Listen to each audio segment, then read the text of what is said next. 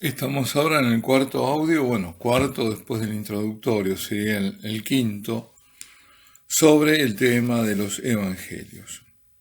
Bueno, como una especie de repaso, los evangelios dejan claro que Jesús, siendo hijo de Dios, era verdadero hombre, que padeció, que murió, que resucitó realmente.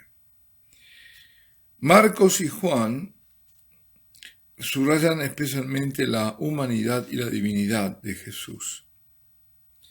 Mateo, para ver un poco las tonalidades, ¿no?, de los distintos evangelistas. Mateo presenta los actos de Cristo como pruebas de que es el Mesías prometido por el Antiguo Testamento, porque la preocupación es que, bueno, va dirigido a los judíos ese evangelio.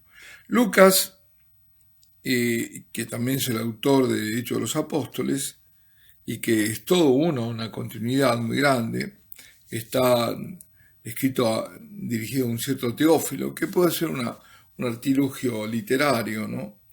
Porque Teófilo es el amante de Dios, ¿no?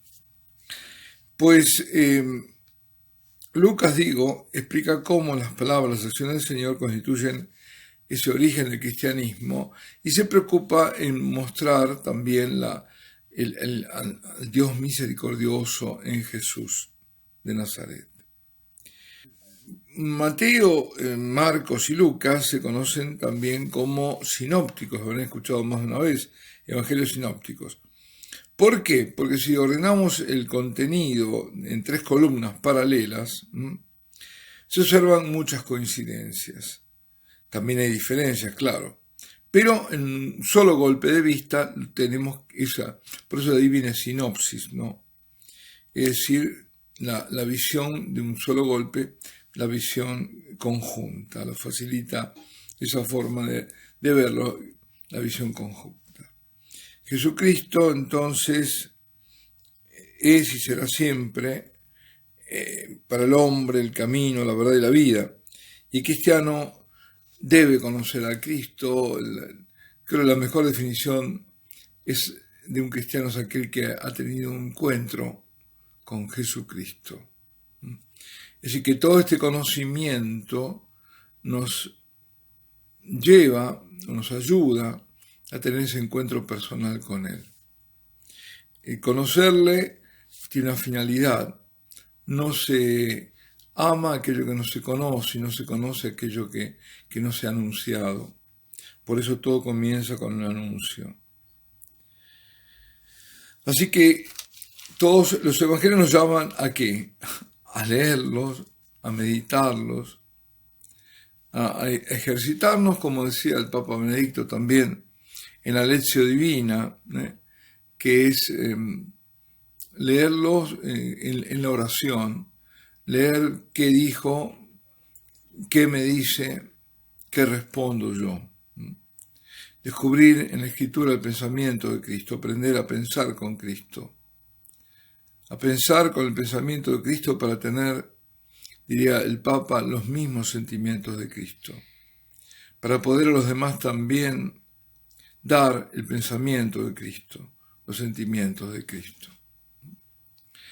Bueno, y vamos ahora así también, como decía yo al comienzo, el propósito no es ahora profundizar en cada evangelio, lo hicimos en 2, profundizar, por lo menos le dedicamos más tiempo a los evangelios de San Lucas y de San Juan.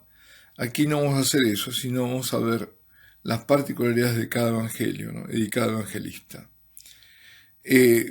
Tenemos el de San Mateo, hay una secuencia que van a ver siempre la misma, primero Mateo, después Marcos, después Lucas y después San Juan, así aparecen en todas las Biblias. Esa secuencia también se la mantiene en la liturgia. El año A es el año en el cual, en tiempo ordinario, en los domingos, se lee el primer evangelio de Mateo, el año B se lee el segundo de Marcos y el año C el tercero de en Lucas.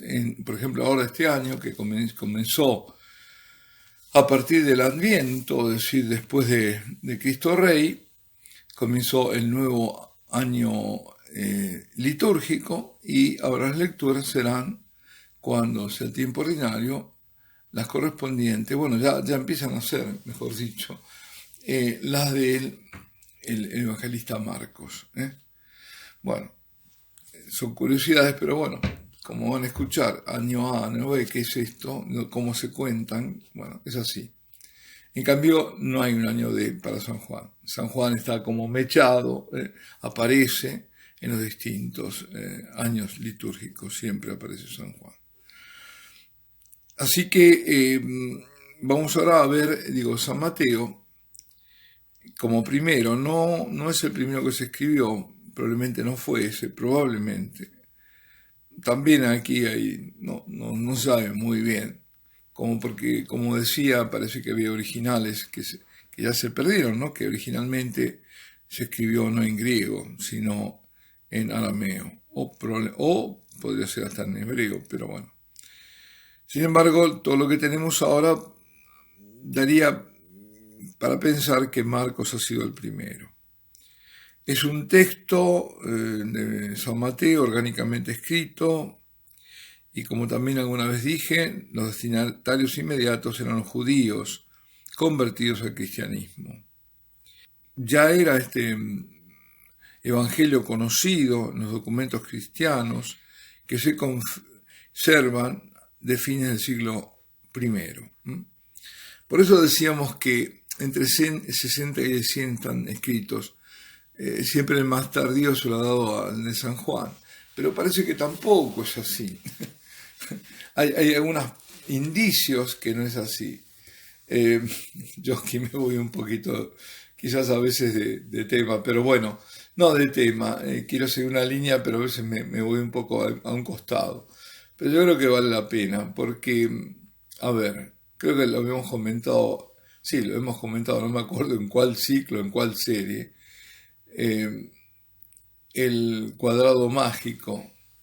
Ese cuadrado mágico que era en forma críptica, está escrito, y que al final fue descifrado recién en el siglo XX, en forma independiente, por dos personas en Europa, y donde surgía justamente el Padre Nuestro. En latín decía Pater Noster, ¿no?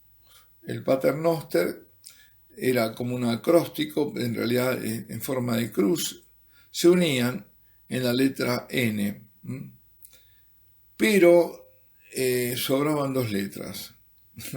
Habían descubierto eso, pero sobraban justamente las letras que sobraban eran A y O.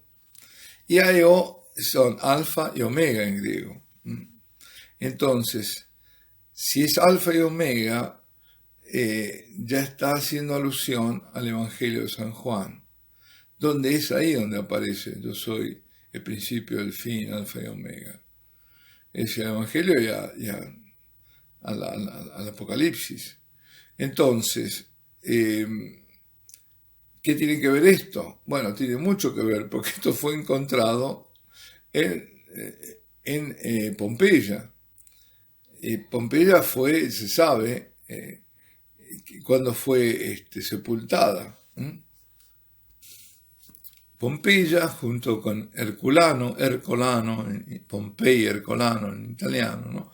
Pompeya está en la campaña y fue sepultada por el Vesubio, por la erupción del Vesubio, en un día preciso de un año preciso.